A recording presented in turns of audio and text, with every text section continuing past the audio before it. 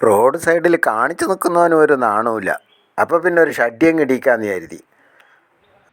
ചെറുപ്പത്തിൽ നാരങ്ങ മിഠായി വാങ്ങാനും പൊട്ടാസ് വാങ്ങാനും ഉപയോഗിച്ചതാണ് ഈ അണ്ടി.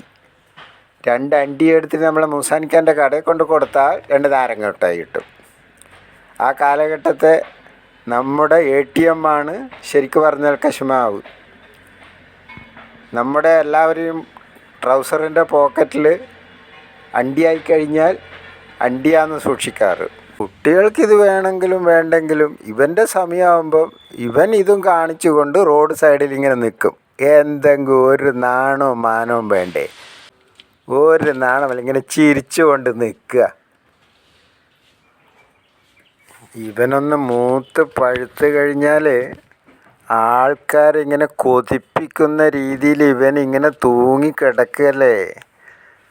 അത്യാവശ്യം അപ്പോൾ 2 കല്ലെടുത്ത് എറിഞ്ഞിട്ട് നമ്മുടെ ദാഹവും വിശപ്പിനും ഒരു ശമനം കൂടി കിട്ടും ഇവനെ കൊണ്ട്. അതിൻ്റെ ഒരു ടേസ്റ്റ് ഒന്ന് വേറെ തന്നെയാണ് ശരിക്കൊന്ന് പഴുത്ത് കഴിഞ്ഞാൽ. ഇവനൊരു ശല്യക്കാരനാണെന്ന് കണ്ടിട്ട് ആൾക്കാരൊക്കെ ഇതൊക്കെ വെട്ടിമാറ്റി. പറമ്പുകളിലൊന്നും ഇപ്പോൾ ഇത് കാണാനില്ല. പിന്നെ ഇവനൊരു കുഴപ്പമുണ്ട്, ഇവനുള്ളിടയ്ക്ക് ഇവൻ മാത്രമേ പറ്റൂ. വേറെ ഒരാളെ ഇവൻ അതിൻ്റെ ചുറ്റുവട്ടം അടുപ്പിക്കുകയില്ല. അതുകൊണ്ട് തന്നെയാണ് എല്ലാവരും ഇതിനെ മുറിച്ച് മാറ്റി മറ്റ് വൃക്ഷത്തൈകൾ വെച്ചത്. പക്ഷെ ഇവനൊരു പ്രത്യേകതയുണ്ട്. ഇവന് വെള്ളവും വേണ്ട വളവും വേണ്ട.